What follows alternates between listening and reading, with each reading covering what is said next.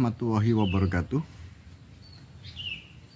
Bismillah, alhamdulillah, wa syukurillah, ala nikmatillah, la haula wa la quwata illa billah, amma ba'du. Pemirsa, ketemu kembali dengan Ki Lamong Putro, salam budaya warisan Nusantara. Pemirsa, di kesempatan ini saya akan melanjutkan keterangan-keterangan saya tentang Sandikolo, Bumi Mojopahit. Pemirsa, di kesempatan yang lalu dijelaskan bahwa pelantikan Raden Girisawardhana Dyah Suryawikrama mengalami kegagalan. Hal itu disebabkan karena kesalahan dari Raden Girisawardhana itu sendiri. Karena Raden Girisawardhana tidak mampu mengendalikan prajurit-prajurit Wengker yang melakukan perjalanan dari Wengker menuju ke Trowulan dengan melakukan tindakan-tindakan yang seakan-akan memanas-manasi pihak lain. Utamanya adalah saat para prajurit Wengker ini berjalan ke timur menuju ke wilayah Keling, sehingga wilayah Keling yang dimasuki oleh tentara-tentara prajurit dari Wengker yang tidak izin terlebih dahulu, tidak berpamitan terlebih dahulu, kemudian memasuki wilayah orang lain, melakukan tindakan-tindakan provokatif, sehingga menimbulkan rasa ketidaksukaan, menimbulkan rasa marah terhadap prajurit-prajurit Keling. Utamanya adalah Patih Gagak Ketawang yang sungguh tidak terima dengan perilaku prajurit yang melewati wilayahnya yang sudah tidak izin, tetapi justru melakukan tindakan-tindakan provokatif. Ini merupakan kesalahan. Kemudian kesalahan yang berikutnya, Raden Girisawardhana setelah ditanya oleh Dewan Sabtoprabu mengenai alasan apa dengan pelantikannya yang ada di Trowulan itu dengan membawa pasukan sebanyak 10.000. Karena hal itu tidak pernah dilakukan oleh para raja saat dilakukan pelantikan. Karena ini pelantikan, bukan berangkat perang. Kehadiran prajurit-prajurit Wengker yang sebanyak 10.000 dengan pakaian yang lengkap, dengan persenjataan yang lengkap, ini menimbulkan pertanyaan-pertanyaan dan juga menimbulkan tegangan-tegangan yang menimbulkan kesalahpahaman dari semua pihak. Ternyata Raden Girisawardhana tidak bisa memberikan penjelasan yang logis di hadapan Dewan Prabu atau Dewan Sabtoprabu. Kehadiran prajurit-prajurit dari Keling yang langsung dipimpin oleh Patih Gagak Ketawang, kemudian menempatkan dirinya di posisi lapangan Mojopahit bagian barat yang ada di sisi barat menghadap ke timur, sedangkan posisi prajurit-prajurit Wengker berada di timur menghadap ke barat. Apakah hal ini kalau dibiarkan, bisakah mereka akan damai? Kalau dibiarkan, pasti akan terjadi pertempuran di antara kedua belah pihak. Nah, dengan alasan-alasan seperti itu, akhirnya diambil kesepakatan antara Raden Girisawardhana Dyas Suryawikrama bersama pengikut-pengikutnya, kemudian Bre Kertabumi dari Keleng bersama pengikut-pengikutnya. Maka ditengah-tengahi oleh Dewan Saptaprabu, karena Raden Girisawardhana tidak bisa menjelaskan tentang kehadiran prajurit-prajurit Wengker yang sebanyak 10.000 yang dibawa ke Trowulan itu. Akhirnya diambil kesepakatan bahwa pelantikan Raden Girisawardhana menjadi seorang raja di Mojopahit ditunda waktunya sampai batas waktu yang belum bisa ditentukan. Kemudian oleh Dewan Saptaprabu diberikan ancaman, siapa yang melakukan tindakan, siapa yang melakukan penyerangan terlebih dahulu, maka Dewan Saptaprabu akan menyerbu orang yang melakukan penyerbuan terlebih dahulu. Artinya, apabila pihak Wengker melakukan penyerangan terhadap Keleng, maka Mojopahit akan melakukan penyerbuan kepada Wengker secara bersama-sama, dijadikan musuh bersama.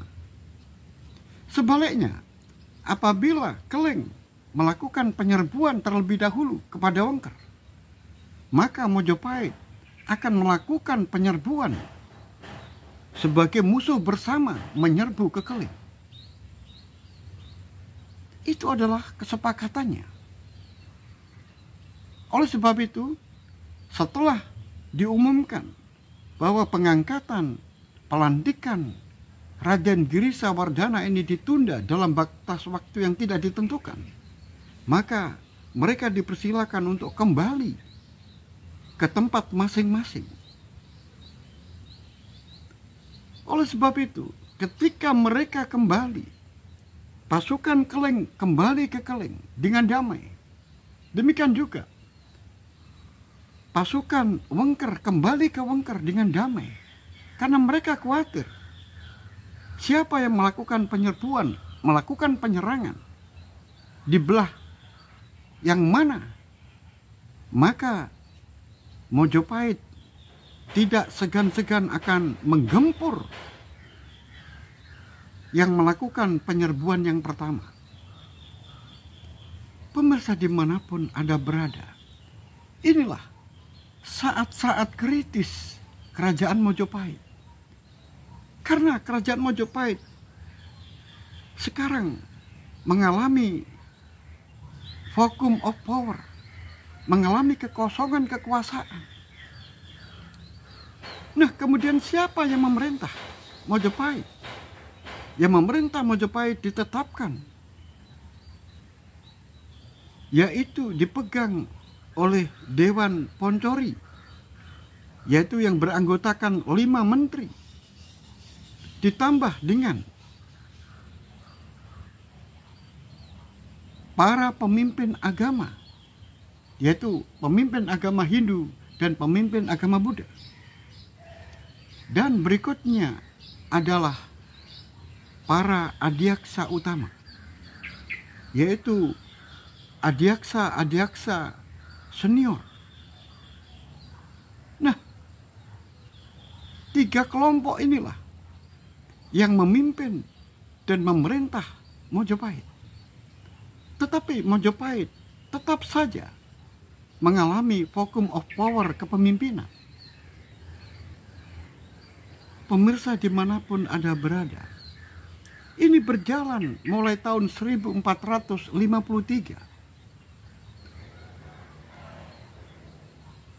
Kemudian terus berlanjut sampai tahun 1456.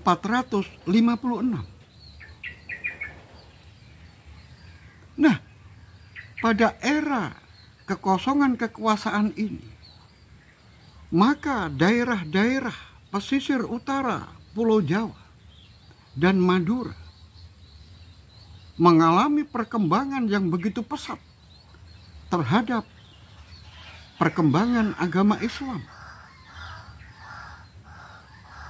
Di Resboyo, Bangkalan, dan Sampang, di sana terjadi sebuah lonjakan orang-orang yang memeluk agama Islam begitu banyak. Di sana ada pemimpin, yaitu Raden Haryo Baribin, bersama dengan menantunya yang ahli di dalam bidang agama, yaitu Syekh Ali Murtado, putra dari Ibrahim Asmorokondi. Perkembangan Islam begitu pesat di Pulau Madura. Kemudian bagaimana di Surabaya? Di Surabaya perkembangan Islam begitu melejit. Pondok pesantren atau pasraman yang dipimpin oleh Syekh Ali Rahmatullah, adik dari Ali Murtado, begitu pesat karena didukung oleh para pemimpin-pemimpin yang ada di Surabaya. Pendukung kuatnya adalah Raden Haryo Kemuning yang biasa disebut Ki Bangkuning. Kemudian juga dibantu oleh seorang yang juga memiliki pengaruh yang kuat di Surabaya, yaitu Ki Bungkul atau Raden Haryo Wirosarojo. Sehingga hubungan antara Surabaya dengan Bangkalan adalah hubungan keagamaan dan hubungan kekeluargaan yang begitu kuat. Kemudian merembet ke sebelah barat di wilayah Gresik. Di sana ada seorang yang berpengaruh, yaitu para mubalek yang dulu pernah mengikuti Cheng Ho, yang masih ada di tempat itu, kemudian menyebarkan agama Islam. Dia adalah Syekh Bentong. Syekh Bentong ini menyebarkan Islam di wilayah Gresik dan di wilayah Surabaya bagian barat. Siapa Syekh Bentong itu? Sudah saya katakan, dia adalah orang Campa yang saat itu datang bersama dengan Cheng Ho, kemudian tinggal di tempat itu dan memiliki seorang putri cantik, Siu Banci, yang pernah diambil istri selir dari Brekeling atau Prabu Kertabumi yang ada di Keling. Tetapi kemudian Siu Banci ini akhirnya dibawa ke Palembang, kemudian dinikahi oleh seorang Muslim yang ada di sana, yaitu Raden Haryo Damar, atau nama Cinanya adalah Swan Leong. Nah, di Surabaya bagian barat sampai ke wilayah Gresik. Di sana ada Syekh Bentong yang begitu giat untuk melakukan syiar agama Islam. Kemudian ke barat lagi, di pesisir, mulai dari wilayah Sedayu ke timur, kemudian sampai ke barat, yaitu ke Palang, Gisik Harjo. Di sana ada seorang mubalek yang terus berjuang untuk menyebarkan agama Islam, yaitu Syekh Hurero atau Syekh Zainal Kabir, yaitu menantu dari Ibrahim Asmorokondi, adik dari Ali Rahmatullah, yaitu Siti Zainab yang dinikahi oleh Zainal Kabir.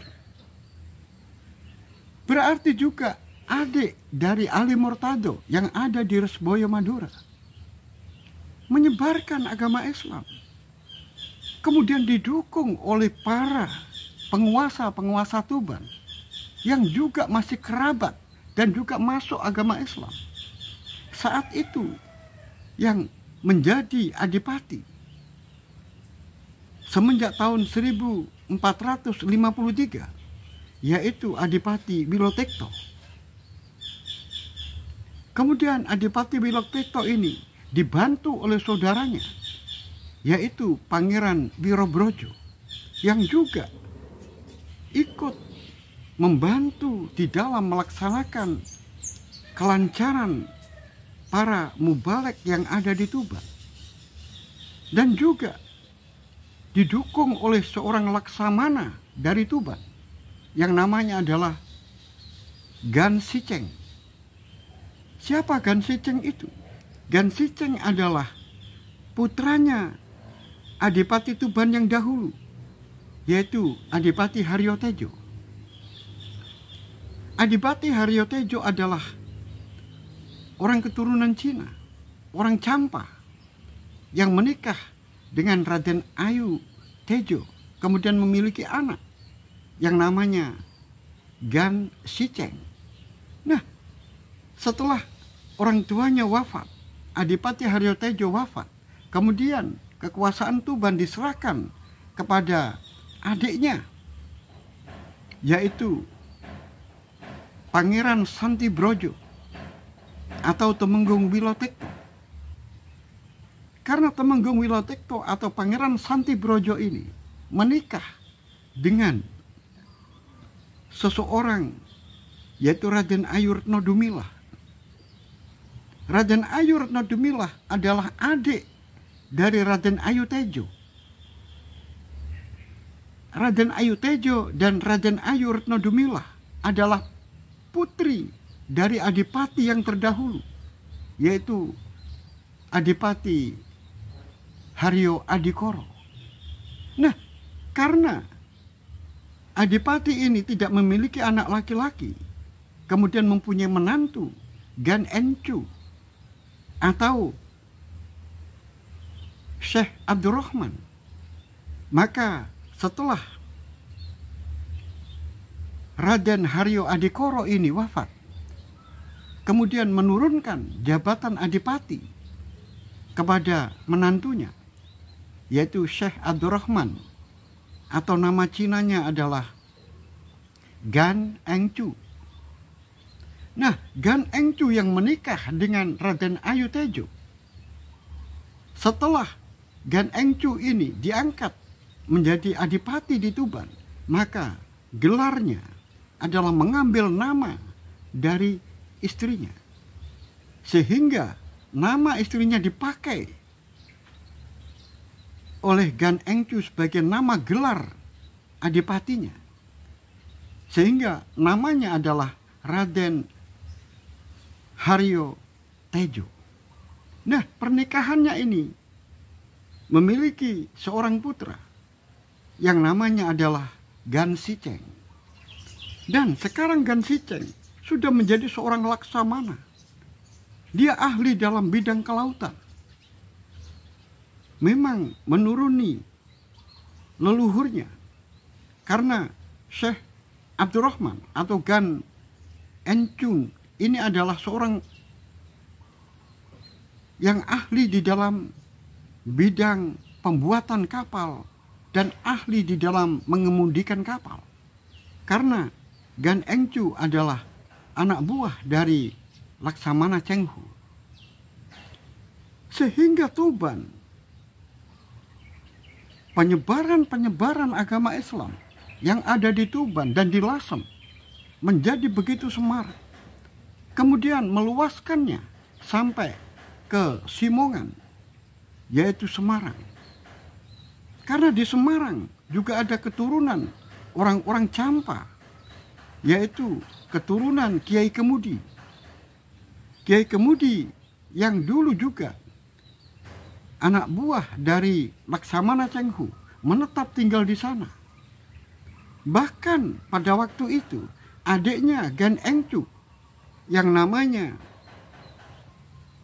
Gan Eng Wan yang kemudian diangkat menjadi seorang temenggung atau patih yang ada di Tuban dengan gelar Raden Haryo Sugondo, dulu juga pernah ada di Simongan dan menyebarkan agama Islam di sana. Nah, sekarang putra-putranya Gan Eng Wan atau Raden Haryo Sugondo ini juga banyak berada di Simongan atau Semarang yang menyebarkan agama Islam. Belum lagi didukung oleh keturunan dari Raden Ayu Retno Dumilah yang pernah menikah dengan Syekh Maghribi, kemudian melahirkan seorang putra, yaitu Joko Tarub. Nah, sekarang kedudukan Joko Tarub sudah menjadi Ki Ageng Tarub. Bahkan sudah memiliki menantu anak seorang raja, yaitu Raja Keleng atau Bre Kertabumi, yaitu Bondan Kejawan. Sehingga penyebaran agama Islam yang ada di sebelah selatan dari Lasem, tepatnya adalah di Grobogan, ini menjadi luas. Penyebaran agama Islam yang dilakukan oleh Bondan Kejawan dan mertuanya, yaitu Ki Ageng Tarub, meluas sampai ke Lasem, sampai ke Pati, sehingga benar-benar wilayah bagian utara Jawa ini sudah tumbuh perkembangan Islam yang begitu pesat, mulai dari Simongan sampai ke Madura, dan didukung oleh orang-orang yang berkompeten, memiliki kekuatan di dalam menyokong dan melakukan penyebaran agama, yaitu agama baru saat itu, yaitu agama Islam. Pemirsa dimanapun Anda berada, kekosongan penguasa di Mojopahit ini juga menimbulkan berbagai macam implikasi. Di satu pihak, perkembangan perdagangan dan perkembangan agama baru, yaitu agama Islam, menjadi begitu pesat, termasuk perdagangan. Perdagangan yang ada di Canggu misalnya, tumbuh menjadi sebuah pasar yang begitu ramai, 24 jam tidak pernah sepi. Karena apa? Karena ada kebebasan.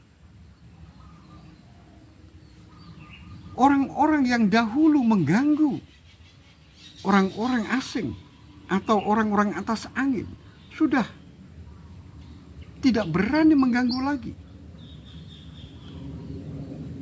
Belum lagi sekarang perkembangan global di dunia internasional. Kerajaan Rom tanggal 29 Mei tahun 1453 runtuh, diserbu oleh pasukan Utsmani yang dipimpin oleh Sultan Mehmed yang kedua. sehingga runtuhnya Romawi Timur yang berpusat di Konstantinopel itu runtuh. Ini menjadi momentum, menjadi tonggak sejarah penting kesadaran orang-orang Islam di seluruh dunia. Oleh sebab itu, momen ini dianggap sebagai kebangkitan umat Islam, kesadaran umat Islam untuk membangun sebuah negara di masing-masing wilayah yang ada di dunia, sehingga pengaruhnya bisa sampai ke Afrika, sampai ke wilayah Arab bagian timur, bagian selatan, sampai ke wilayah India, dan juga sampai ke wilayah timur, yaitu Cina. Sehingga mereka melakukan upaya-upaya untuk melakukan aktivitas yang tujuannya adalah ingin mendirikan negara Islam. Pemirsa dimanapun Anda berada, bagaimana dengan kerajaan Majapahit? Melihat perkembangan dunia Islam yang begitu pesat, kemudian melihat realita perkembangan Islam yang ada di Majapahit, khususnya di pesisir utara, Dewan Sabto Prabu menjadi gusar. Akhirnya Dewan Sabto Prabu mengumpulkan anggotanya, kemudian memanggil Raden Giri Sawardana, dia Suryawikrama, dan memanggil pemimpin Keling, yaitu Bri Kertabumi, untuk membicarakan masalah ini. Karena tidak bisa Majapahit dibiarkan tidak ada yang memimpin. Sudah 3 tahun, semenjak tahun 1453 sampai 1456, sudah 3 tahun. Kalau kerajaan dibiarkan seperti ini, maka akan hancur, akan terbelah-belah, akan pecah-pecah. Akhirnya Dewan Sabto Prabu mengajak semuanya untuk berpikir secara waras, jangan mendahulukan emosi. Setelah Bri Kertabumi diberikan kesempatan untuk berbicara, maka Bri Kertabumi mengatakan bahwa dirinya sejak awal tidak pernah menghalang-halangi Raden Giri Sawardana untuk menjadi raja di Majapahit. Bahkan Bri Kertabumi mengungkit saat ayahnya dan orang-orang saat itu menuduh Raden Giri Sawardana terlibat di dalam percobaan makar, maka orang yang paling depan membela adalah dirinya.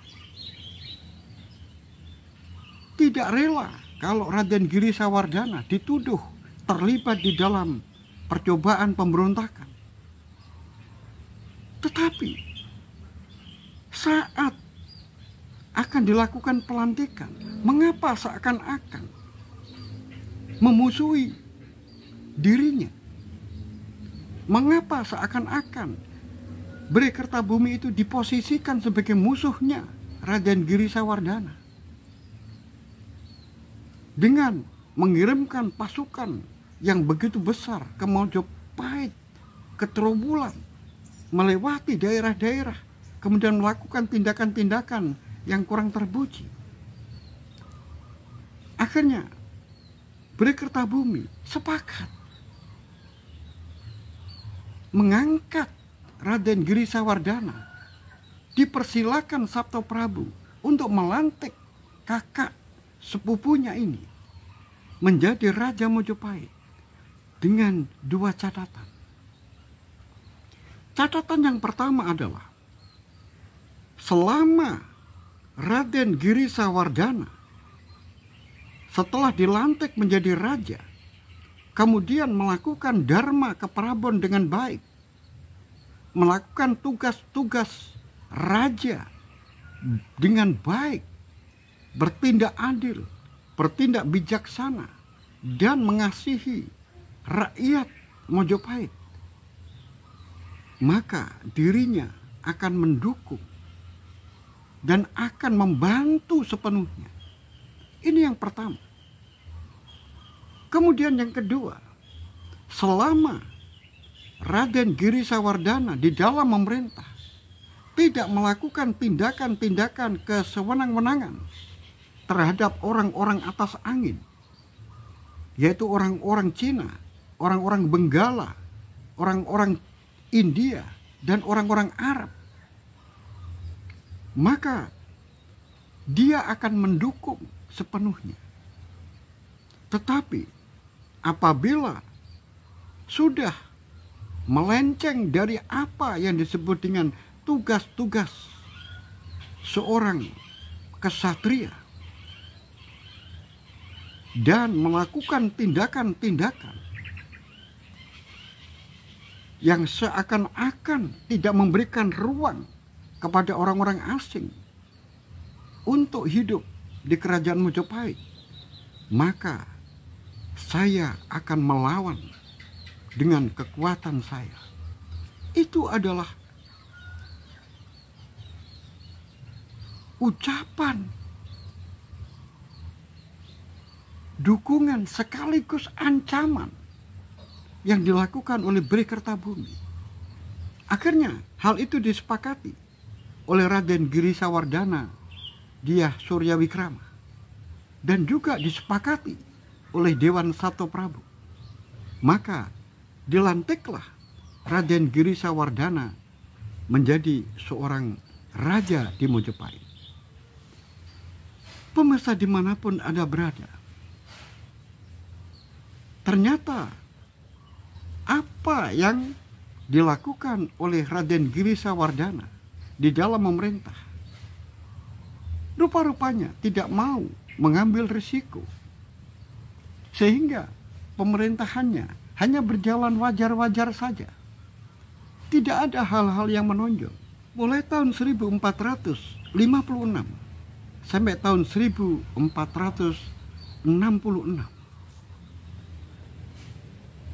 Pemirsa dimanapun Anda berada, setelah Raden Girisawardhana Dyah Suryawikrama ini wafat,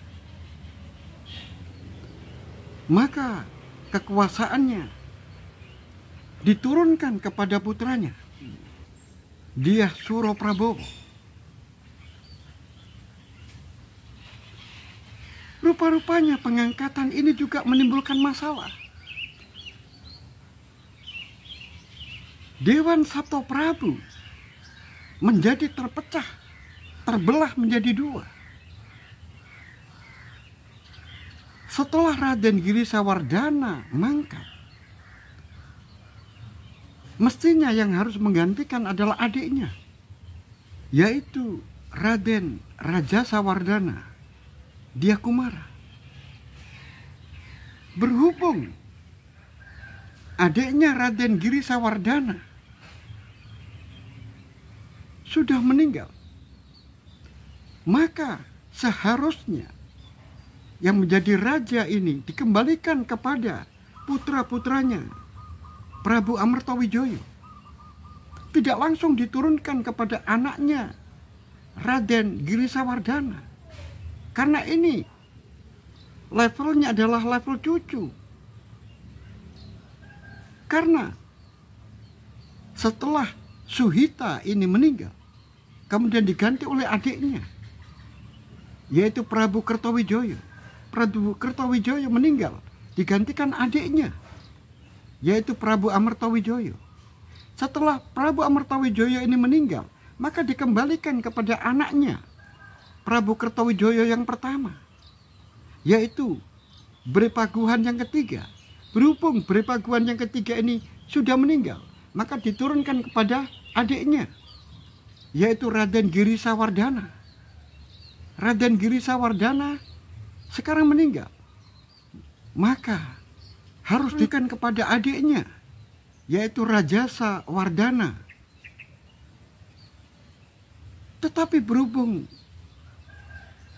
Raden Rajasa Wardana juga sudah meninggal, maka ini harus dikembalikan kepada keturunan, yaitu Prabu Amartawijoyo. Nah, putranya Prabu Amartawijoyo adalah Bhre Kertabumi.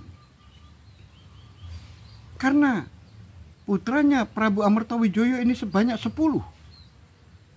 Sedangkan orang yang diberikan tugas pada suatu saat nanti, kalau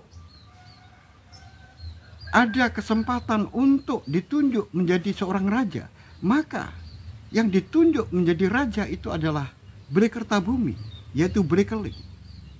Nah, sekarang mengapa Raden Girisa Wardana ini kemudian menurunkan kepada anaknya, yaitu Suraprabowo? Mengapa tidak ke Bhre Kertabumi? Nah, oleh sebab itu, di dalam perdebatan yang ada di Dewan Saptaprabu, maka 50% mendukung Bhre Keling, yaitu Bhre Kertabumi. 50% kemudian mendukung Dyah Suraprabowo, atau disebut dengan Bhre Pandan Salas yang ketiga. Ternyata pemirsa dimanapun Anda berada, yang namanya Bhre Salas yang ketiga atau Dyah Suraprabowo ini adalah anaknya Girisa Wardana, Dyah Suryawikrama dengan Dewi Mahabisi, Dyah Sawitri yang meninggal di Canggu saat terjadi pertempuran, karena Dyah Sawitri dituduh yaitu membeli bubuk-bubuk misiu bersama dengan adik iparnya, yaitu Bhre Kahuripan saat itu, yaitu Rajasa Kumara.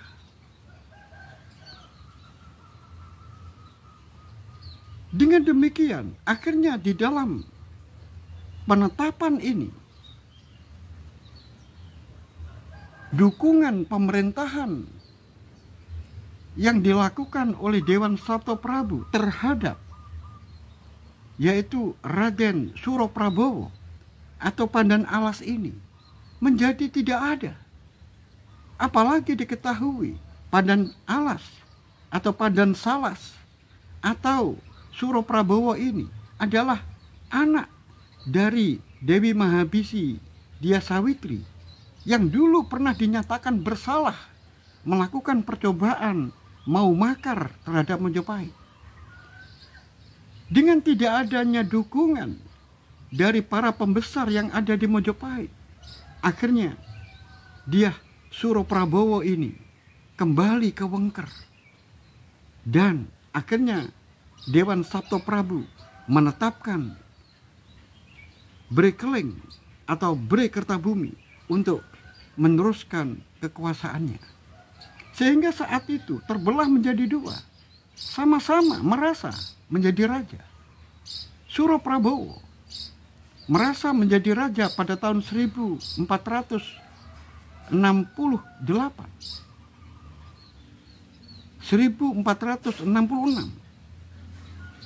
Demikian juga Bhre Keling, yaitu Prabu Kertabumi, merasa dirinya menjadi raja mulai tahun 1466.